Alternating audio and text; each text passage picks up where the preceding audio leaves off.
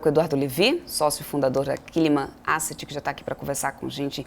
Seja sempre muito bem-vindo, Levi, aqui na nossa programação. Obrigado por estar aqui conosco. Eu agradeço.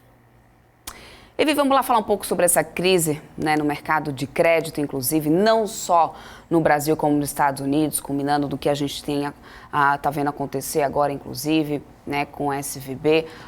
Antes da gente entrar nesse assunto lá nos Estados Unidos, aqui no Brasil a gente já vinha com o governo batendo bastante, o executivo estava batendo bastante, inclusive, cobrando muito do Banco Central por uma redução na taxa básica de juros. Isso tem tornado o crédito mais caro, além de outros fatores, mas isso tem sido o grande gatilho no momento do governo. A gente está na véspera aí do Dia do Consumidor, então não dá para poder a gente deixar de fazer um pouco essa reflexão, do quanto a gente está, para onde a gente está indo com essa taxa e do efeito dela de cadeia. Por exemplo, a gente tem aqui uma das últimas informações que foram divulgadas hoje, é da taxa que está sendo cobrada nos financiamentos imobiliários de mais de 10%, voltando, claro, a ficar aí no patamar bem acima do que a gente estava acompanhando até, inclusive, no período da pandemia, acompanhando, claro, um efeito também da Selic.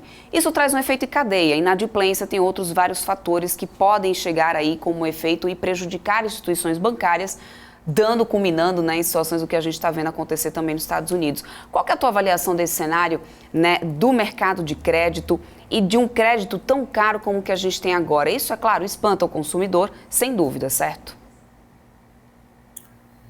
Certo, mas quando a gente fala da taxa Selic, a gente está falando talvez de uma queda de 2%, que seria o viável.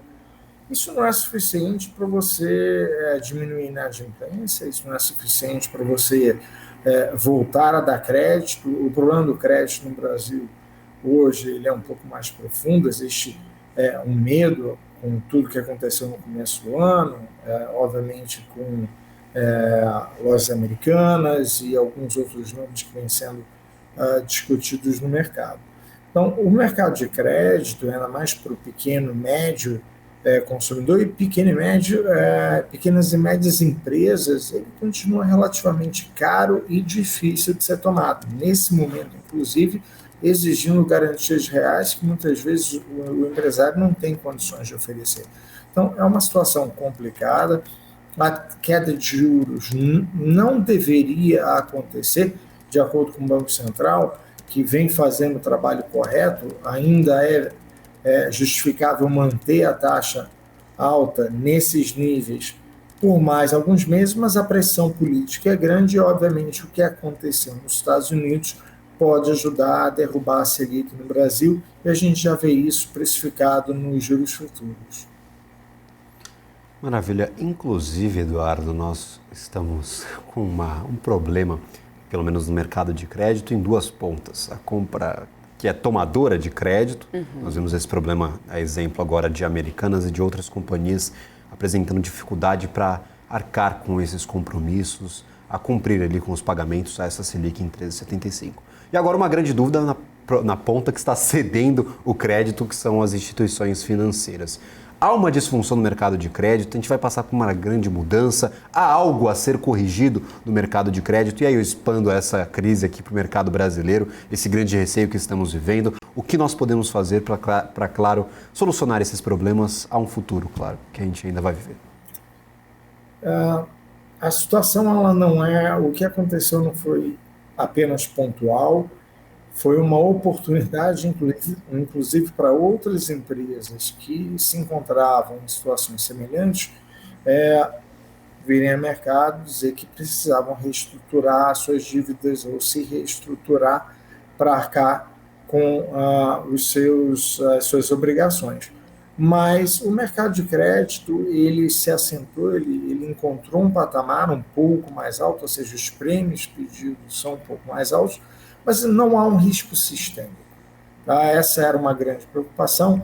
Não há um risco sistêmico no Brasil, a gente pode fazer um paralelo depois com os Estados Unidos, mas o importante é saber que é um período complicado, é uma tempestade perfeita, você tem um problema aqui, você tem um problema no exterior, a inflação lá fora ainda é um problema até maior do que no Brasil, que se assenta próximo de 6%, mais próximo do que deveria estar, e obviamente com o juro real mais alto.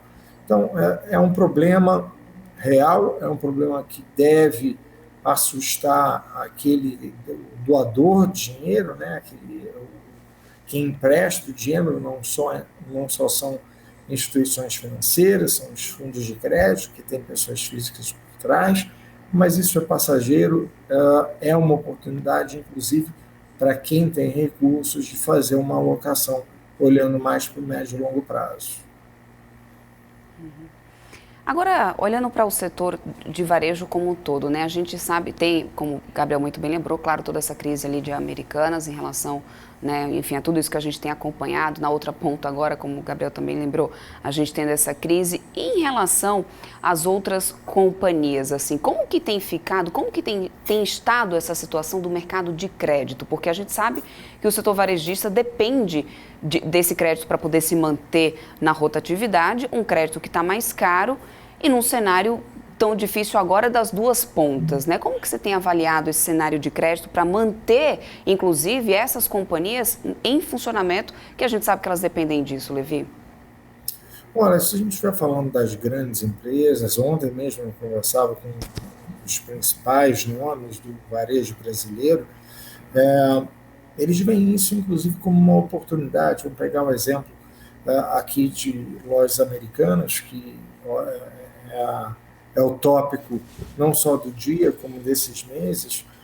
Você teve, obviamente, e vai continuar tendo fechamento de lojas, e houve uma queda de mais de 50% nas vendas online.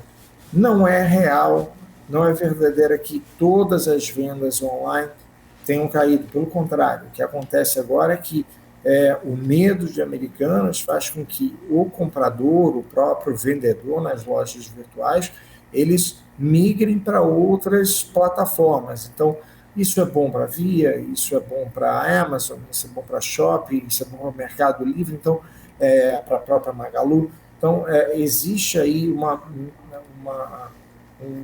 migração que pode até beneficiar essas empresas maiores, que, por sua vez, vão ter condições de arcar com as suas obrigações. Não existe um medo sistêmico, como eu falei, e não existe um medo também do setor como um todo, mas, sem dúvida nenhuma, existe o medo, e isso ainda vai pegar o mercado por mais algum tempo, mais alguns meses. Quando o juro começar a cair, é bem possível que o mercado, eu falo mercado como uma entidade que não existe, na verdade, mas como os agentes de mercado esquecem um pouco isso, né? O juro começa a baixar, você procura oportunidade de fazer a alocação dos seus recursos, e isso acaba também beneficiando a área de varejo. Maravilha, inclusive você mencionava essa queda recente nos juros, a gente viu entre quinta e sexta-feira o juro caindo próximo de 2%, pelo menos para as negociações futuras dos DIs futuros. Muito com base, inclusive, em toda a semana passada, um cenário bem desestressado para os juros, os investidores um pouco mais aliviados, especulando uma possível reforma tributária, um novo arcabouço fiscal para o Brasil. Então a gente viu esses juros em um momento específico, nessa semana passada, nesse começo de semana, também caindo um pouquinho, dando uma desestressada. O quanto os juros no Brasil dependerá dessas reformas que são muito mais políticas do que econômicas, e quanto a economia brasileira já está preparada, talvez, para reduzir um pouco as suas taxas de juros. Como a gente pode distinguir essas duas hipóteses, esses dois cenários possíveis? Um demanda muito ali da classe política, o outro demanda da análise dos dados da macroeconomia brasileira. Como que você avalia essa recente queda nos juros? É mais a questão política, mais a questão financeira, fiscal e até econômica aqui no Brasil? Como que o investidor ele pode se preparar para os juros olhando para o patamar em que está? A gente viu bastante companhia de educação subindo, bastante companhia de varejo subindo, bastante companhia de tecnologia subindo, por conta, claro, desse fator específico da queda. O investidor que está entrando nessas empresas, ele pode ficar um pouco mais tranquilo para o ano de 2023 e para adiante, com uma possível queda de juros já com esse mercado futuro, ou é mais a questão política? Como que você avalia esse momento? Os dois andam em paralelo. A verdade é que a pressão política já era muito grande e, no fim das contas, vai ser uma decisão e vai ser uma pressão política que vai fazer os juros cederem. Esse novo arcabouço fiscal, seja ele qual for, ele já fere o que antes nós chamávamos de teto dos gastos. Então, na verdade, as pessoas elas acabam encontrando uma nova normalidade que não necessariamente ela é boa no médio e longo prazo, no que diz respeito ao fiscal, mas sim ajuda no curto prazo a aliviar um pouco as tensões. Existe sempre no mercado, em todos os ativos financeiros, o prêmio de risco, que é pedido para se tomar aquelas posições, para se comprar um ativo em bolsa ou para se dar taxa de juros, e existe uma coisa que eu chamo de prêmio do medo, que é aquele prêmio irracional. Quando você tem um arcabouço fiscal e quando você tem pelo menos planos para reformas tributárias e reformas que podem dar parâmetros com os quais os agentes de mercados podem operar, isso traz uma tranquilidade maior, esse prêmio de medo é reduzido, isso sem dúvida nenhuma ajuda os ativos financeiros e, consequentemente, os investidores como um todo. Perfeito. Eduardo Levi, quero muito agradecer a tua participação aqui conosco.